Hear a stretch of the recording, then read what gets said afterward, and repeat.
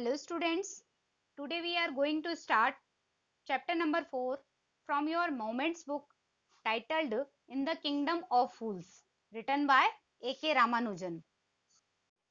जैसा कि इस लेसन का टाइटल दिया गया है इन द किंगडम ऑफ फूल्स यानी मूर्खों के राज्य में, इस लेसन के अंदर हमें सारी ऐसे इंसिडेंट्स बताए गए हैं जो मूर्खों के राज्य में हुए हैं। यानी मूर्खों के राज्य में कुछ भी हो सकता है, मूर्खों के साथ रहना बहुत डेंजरस हो सकता है। वे किसी भी टाइम आपके साथ कुछ भी कर सकते हैं और किसी भी तरह का एक्शन वो कर सकते हैं।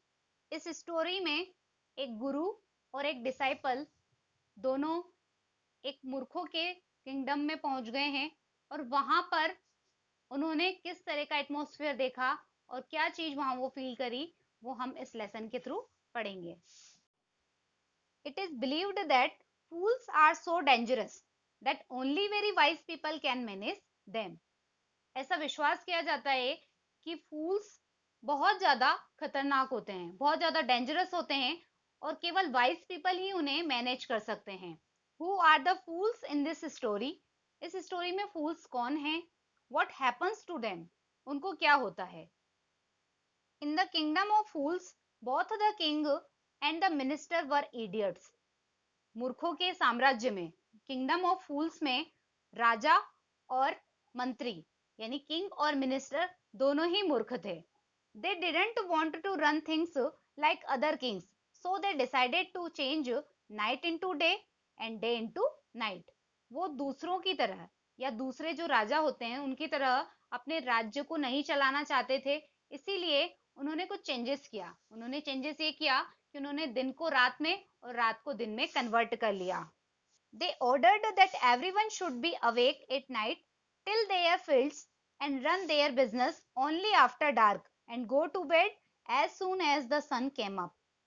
उन्होंने ऑर्डर्ड कर दिया था, उन्होंने आदेश दे दिया था हर व्यक्ति को जो उस साम्राज्य में, उस पूरे किंगडम में रहते थे, कि वो रात को जागेंगे और अपने जो खेतों पे जाने का काम है या अपना कोई भी बिजनेस है वो डार्क होने के बाद यानी अंधेरा होने के बाद करेंगे और वापस वो सो जाएंगे।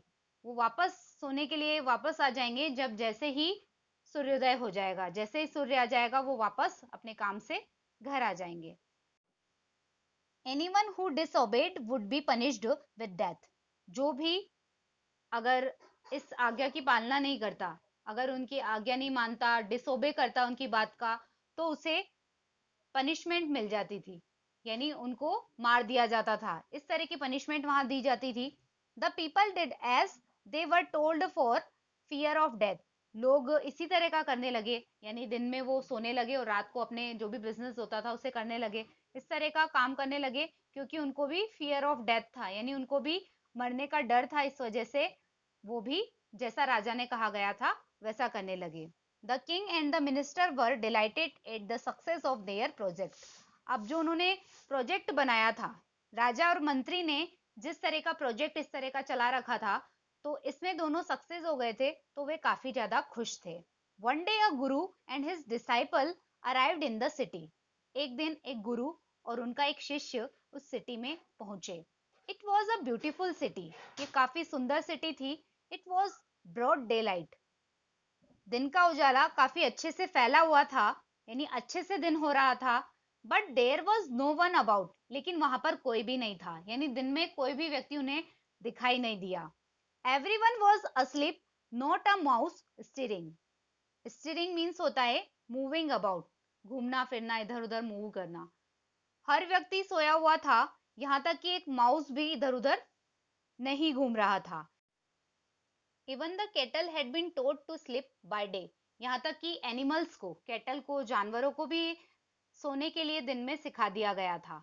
The two strangers were amazed bye what they saw around them and wandered around town till evening, when suddenly the whole town woke up and went about its nightly business। Amazed means होता है surprised, यानी हैरान रह गए। वो दोनों stranger, गुरु और disciple, दोनों ही अजनबी व्यक्ति चारों तरफ ऐसा माहौल देख करके हैरान हो गए, अमेज्ड हो गए थे वो। और वे शाम तक घूमते रहे, इधर उधर भटकते रहे, वेंडर्ड करते रहे।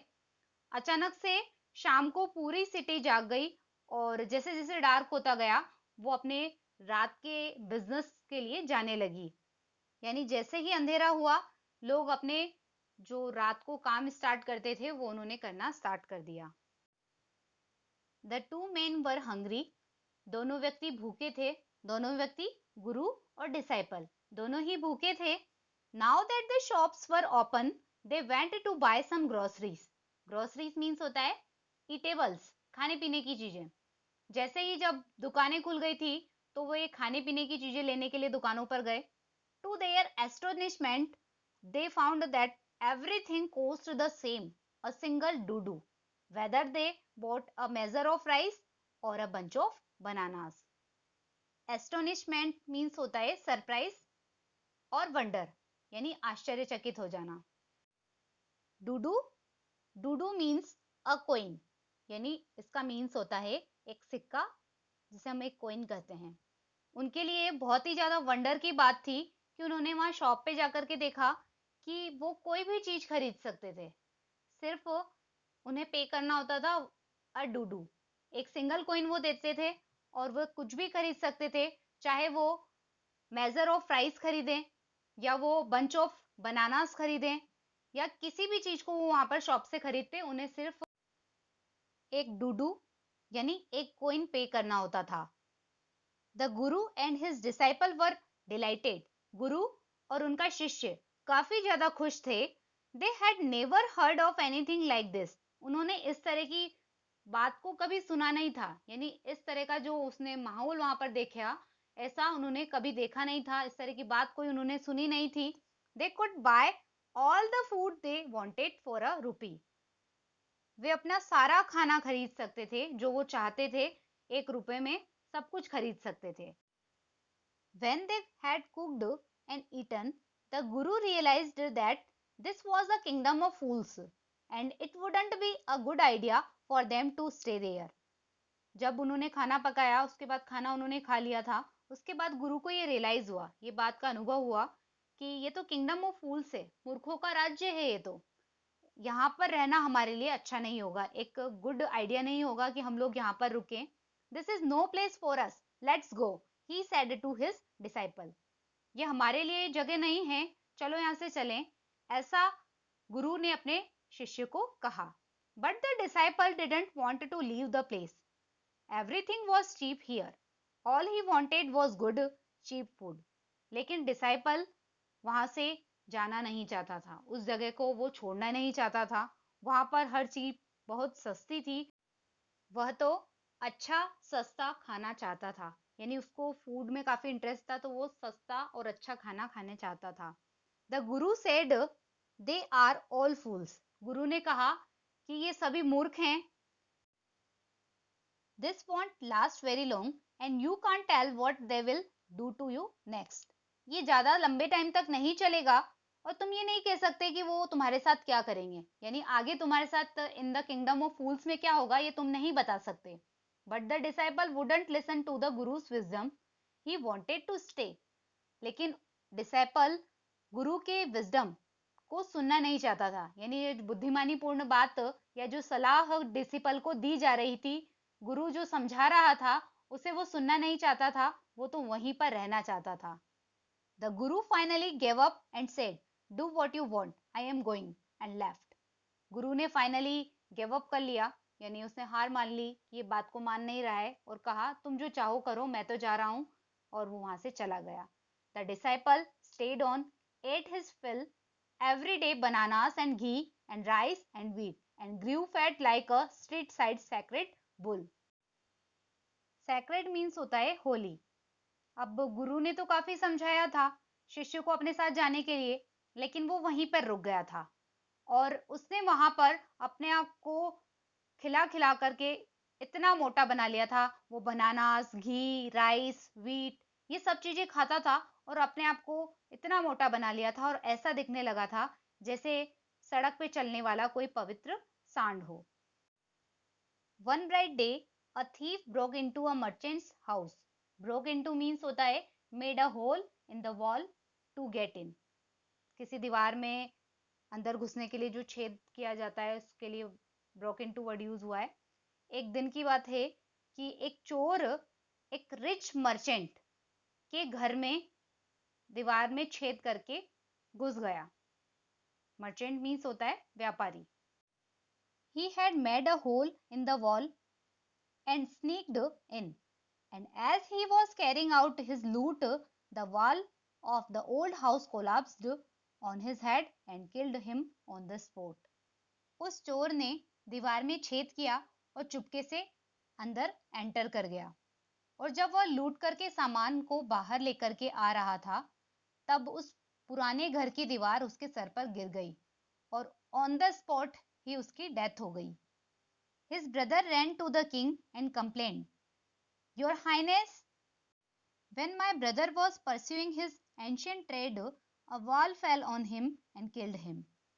उस चोर का भाई दौड़ करके राजा के पास गया और उसने ये कंप्लेन की कि योर हाइनेस, मेरा भाई उसका एंशियंट ट्रेड यानी उसका जो पुराना काम था उसे कर रहा था, उसके सर पर दीवार आकर के गिर गई और उसकी डेथ हो गई। यानी दीवार के गिरने से वो चोर मारा गया। This merchant is to blame. सारा दोष इस मर्चेंट का है, सारी गलती इसकी है। He should have built a good strong wall. इसको एक अच्छी और एक स्ट्रॉन्ग वॉल बनानी चाहिए थी, यानी इसको एक मजबूत दीवार बनानी थी। You must punish the wrong doer and compensate the family for this injustice. आप इस अपराधी को, जिसने गलत काम किया है, उसको जरूर पनिश करें और परिवार को, जिस परिवार के साथ इनजस्टिस हुआ है, अन्याय हुआ है, उसको कंपनसेट करें। The king said justice will be done. राजा ने कहा न्याय किया जाएगा। डोंट वरी, चिंता मत करो। And at once summoned the owner of the house. और ओनर ऑफ द हाउस यानी उस घर के मालिक को बुलाया गया। समन्ड मीन्स होता है सेंट फॉर, यानी बुलावा भेजा गया, उस व्यक्ति को बुलाया गया। When the merchant arrived, the king questioned him. जब मर्चेंट वहां पर आया तो राजा ने इससे क्वेश्चन किया, व्हाट्स योर नेम, तुम्हारा नाम क्या है? Such and such your highness. ऐसा वैसा इस तरह से राजा को उसने बता दिया अपना name. Were you at home when the dead man burgled your house. जब डेड मैन यानी जो थीफ है वो जब तुम्हारे घर पे चोरी कर रहा था तो तुम घर पे थे? Yes my lord. हाँ राजा, यहाँ महाराज में घर पर ही था। He broke in and the wall was weak. वो घर के अंदर घुसा और दीवार कमजोर थी।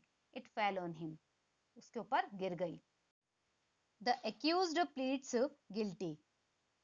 एक्यूज ने अपनी गलती को स्वीकार कर लिया, यानी उस मर्चेंट ने अपनी गलती को मान लिया था कि हाँ उसके घर की दीवार कमजोर थी और चोर चोरी कर रहा था तो वो दीवार उसके ऊपर गिर गई, तो उसने अपनी गलती को मान लिया।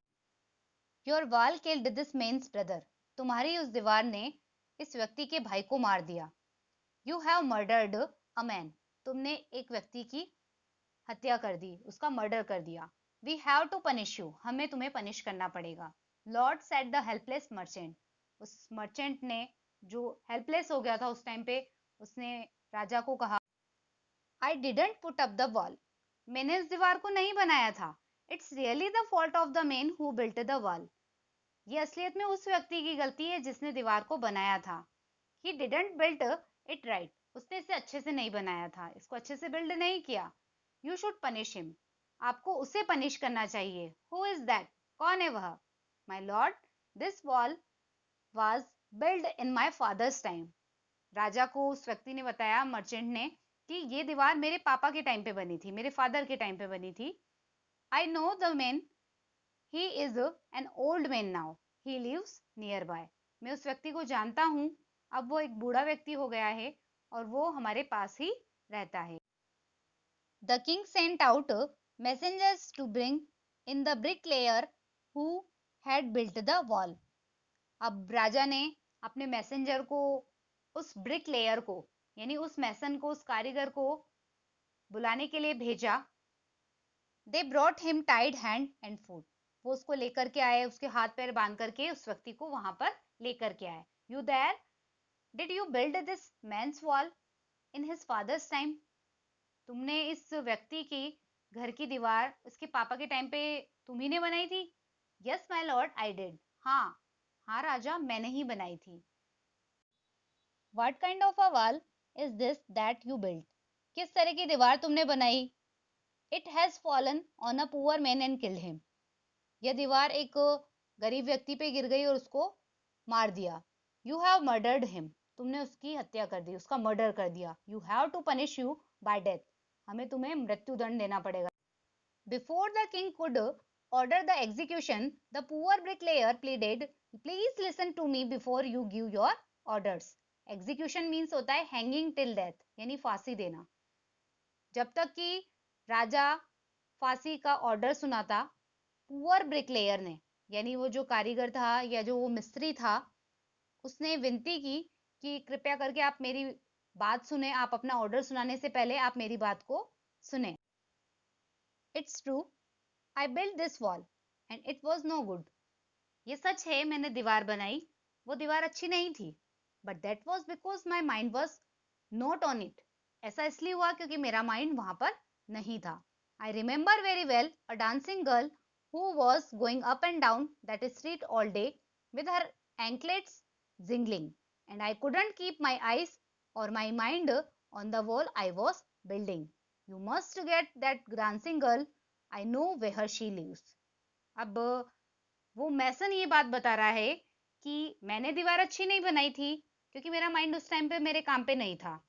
मुझे अच्छे से याद है कि एक डांसिंग गर्ल वहां सड़क से बार बार आती जाती रहती थी जब मैं दीवार बनाता था, और उसके एंकलेट जो थी, उसकी पैरों की पायल जो थी, वो जिंगलिंग साउंड प्रोड्यूस करती थी।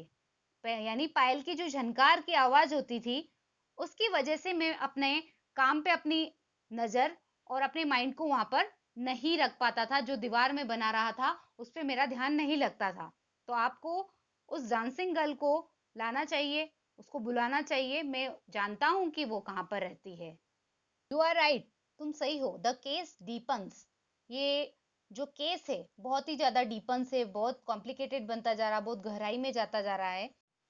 We must look into it, हमें इस केस के बिल्कुल डीप में जाना पड़ेगा, बहुत गहराई से इसको चेक करना पड़ेगा। It is not easy to जज such complicated cases. Complicated means होता है डिफिकल्ट। इस तरह से डिफिकल्ट, बहुत जटिल या बहुत कठिन केस को जज कर पाना इजी नहीं होता है। Let's get that dancing girl wherever she is. चलो उस डांसिंग गर्ल को, उस डांसर को बुलाते हैं जहां कहीं भी वो है। The dancing girl, now an old woman, came trembling to the court. Trembling means यहाँ पर है शेकिंग विथ फियर, यानी उस डांसिंग गर्ल को बुलाया गया। अब वो बहुत बूढ़ी हो गई थी और वो कोर्ट तक, कांपते हुए कोर्ट तक आई थी। Did you walk up and down that street many years ago while this poor man was building a wall? Did you see him? क्या तुम काफी सालों पहले उस सड़क पे आ जा रही थी क्या, जब ये पुअर व्यक्ति दीवार बना रहा था? क्या तुमने इसे देखा था? Yes my Lord, I remember it very well. Yes my Lord, मुझे अच्छे से याद है। So you did walk up and down with your anklets jingling. तो तुम आती जाती रहती थी और तुम्हारी पायल की आवाज आती रहती थी, यानी पायल खनकती रहती थी जब भी तुम वहां से निकलती थी। You were young and you distract him. तुम यंग थी और तुमने इस व्यक्ति को, इसका अटेंशन को डाइवर्ट किया है, यानी इसको डिस्ट्रैक्ट किया था, इसका ध्यान हटाया था तुमने। सो ही बिल्ट अ बैड वॉल, इसी वजह से इसने बेकार दीवार बनाई। अब जो वो खराब दीवार बनाई है उसका क्या हुआ? It has fallen on a poor burglar and killed him.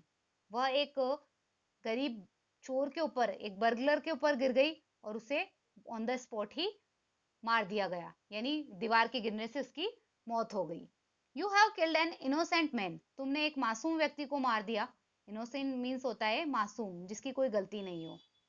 You will have to be punished, तुम्हें पनिश किया जाएगा या तुम्हें पनिशमेंट मिलेगा।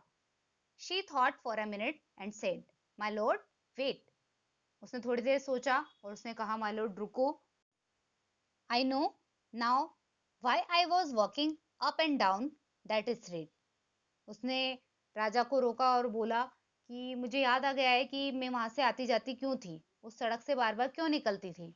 आई had given some gold to the goldsmith to make some jewellery for me.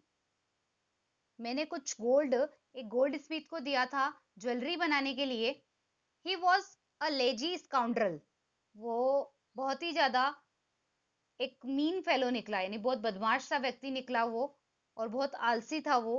He made so many excuses, said he would give it now and he would give it then, and so on all day. उस gold Smith ने बहुत सारे excuses बनाए, बहुत सारे बहाने बनाए। उसने बोला कि वो ऑर्नामेंट मुझे आज देगा, अभी देगा, कल देगा, बाद में देगा। इस तरह से उसने मेरे साथ किया।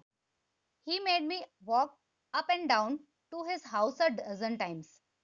उसने डजन टाइम्स यानी कई बार, या एक डजन टाइम, 12 बार उसने मुझे अपने घर तक दौड़ाया होगा, यानी बार बार मुझे उसके वहां पर जाना पड़ता था, अपने जो ज्वेलरी में बनवाने वाली थी उसे लेने के लिए, कि आज देगा, कल देगा, इस तरह के बहाने वो बनाता रहता था। इस तरह से डजन टाइम्स मुझे उसके पास जाना पड़ा। That was when this bricklayer saw me. उस टाइम पे इस ब्रिकलेयर ने, इस मैसन ने मुझे देखा था। इट्स नॉट माई फॉल्ट, ये मेरी गलती नहीं है my lord, it's the damned goldsmith's fault. ये उस हेटफुल पर्सन, जो गोल्ड स्मिथ है, जिससे बहुत ज्यादा नफरत की जा सके, ऐसा व्यक्ति, उसकी गलती है। यानी यहाँ पर डैम्ड पर्सन किसे बताया है? गोल्ड स्मिथ को बताया है, उसी की गलती है। Poor thing, she is absolutely right. Poor thing यहाँ पे उस डांसर के लिए यूज हुआ है, उसी लेडी के लिए यूज किया गया है, कि वो टोटली राइट है। Thought the king weighing the evidence, evidence means होता है विटनेस, जो भी विटनेस सामने आए थे उनको ध्यान में रखते हुए, उनको सोचते हुए राजा ने इस बात को सोचा।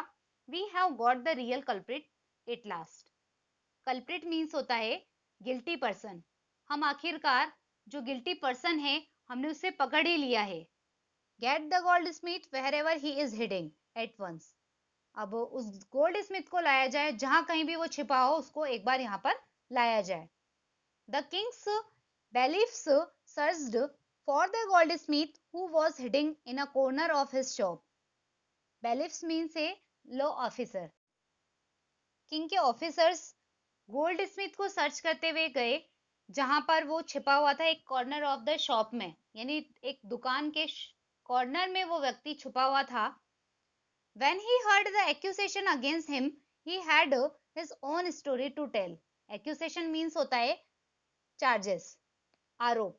यानी जब उसे पता चला, इस बारे में उसने सुना कि एक्यूसेशन उसके तरफ आ गया है, यानी उस पे आरोप लग गया था इस बात का, तो उसने अपनी खुद की एक स्टोरी बना ली थी, और उसी स्टोरी को उसने राजा को सुनाया। माय लॉर्ड, ही सेड, उसने कहा, I am a poor goldsmith, मैं एक गरीब गोल्ड स्मिथ हूँ।